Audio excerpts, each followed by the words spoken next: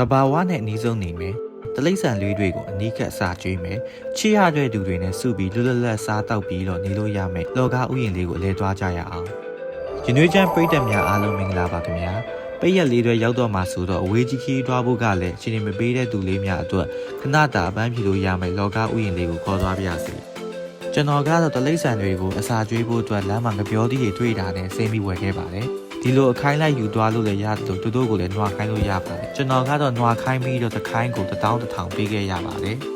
ပြီးတာနဲ့ကျွန်တော်တို့လောကားကိုချီတက်ခဲ့ပါတယ်လောကားရောက်တာနဲ့လက်မှတ်ကောင်တာမှာကားအတွက်ရောလူအတွက်ရောလက်မှတ်အရင်ဝယ်ရပါတယ်ကားအသေးတစ်စီးကိုတော့3000ချက်ကျတင်ပါတယ်လူကြီးတယောက်စာအတွက်ကိုတော့4000ချက်ကျတင်ပါတယ်ခင်ဗျာ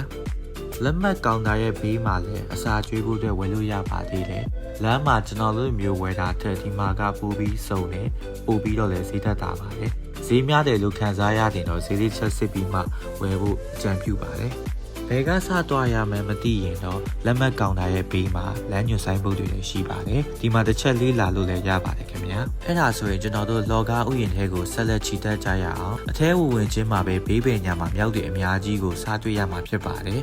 ကျွန်တော်တို့တွားခဲ့တဲ့အချိန်ကပိတ်ရက်လေးလည်းဖြစ်တယ်နေ့လယ်ဆောင်လည်းဖြစ်နေတော့မြောက်တွေကအစာဝနေတဲ့ပုံပေါက်ပါတယ်ငပြောသီးကျွေးတာတိတ်မစားတော့ပဲတခြားအသီးနှံတွေယူသွားရင်တော့စားကြတာကိုကြုံခဲ့ရပါတယ်စားစားကျွေးတဲ့မြောက်တွေကိုပဲလူတိုင်းကဝင်ချင်းကျွေးကြတာမျိုးတွေရှိလို့ဟိုးအနောက်ကမြောက်တွေကြတော့ကျွေးဖို့မကြံတာမျိုးတွေတိတ်မစားရတဲ့မျိုးတွေရှိလို့မြောက်ကလေးတွေကိုအစာကျွေးတဲ့အခါမှာဆဆချင်းမဲ့အကုန်မကျွေးလိုက်ဖို့ကြံပေးခြင်းပါတယ်ခင်ဗျာစင်စခန်းရောက်တာနဲ့ဝယ်လာတဲ့အစားအစာလေးတွေကျွေးလို့မရတာနဲ့ကျွန်တော်တို့အိမ်သားမှာရောင်းတဲ့ကြံချင်းလေးကိုဝယ်ယူပြီးတော့ကျွေးခဲ့ပါလိမ့်မယ်ခင်ဗျာ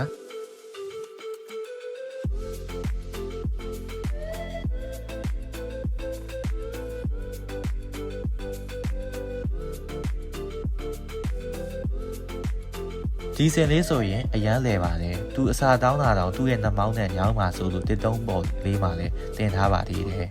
အနောက်ကတော့အုံနဲ့အနီးကအစာကျွေးခဲ့ရတဲ့ vibe လေးကတော့တကယ်ကိုတောထဲရောက်သွားတဲ့ခံစားမျိုးရခဲ့ပါတယ်တလိษံလေးတွေလည်းအစာကျွေးပြီးပြီဆိုတော့အနားယူချင်တာနဲ့ပန်းပြေစကန်တွေရှိတဲ့နေရာကိုချီတက်ခဲ့ပါတယ်ရာသီဥတုကလည်းပူနေလို့ရေကန်ဘေးနားကိုပဲရွေးချယ်လိုက်ပါတယ်ခင်ဗျာဒီနေရာလေးကတော့ကွက်ပစ်လေးလည်းရှိတယ်တစ်ရိပ်ဝါးကြီးလေးလည်းရှိတဲ့အပြင်ရေကန်ဆက်လေးလည်းဖြစ်တော့လေအေးတိုက်ပြီးတော်တော်လေးနေလို့ကောင်းပါတယ်ကို့မှာစားတော့စရာတွေပါလာရင်တော့အုပ်စုလိုက်ဒီကွက်ပစ်လေးမှာပဲဝိုင်းပြီးတော့စားတော့လို့ရပါတယ်လက်တစ်ဖက်ချက်မှာလည်းစားတော့ဆိုင်တွေရှိလို့ဝယ်စားလို့လည်းရပါတယ်ခင်ဗျာဘာစားဘာဝယ်အရင်မေးပြီးမှတော့ဝယ်ဖို့အကြံပြုချင်ပါတယ်ခင်ဗျာ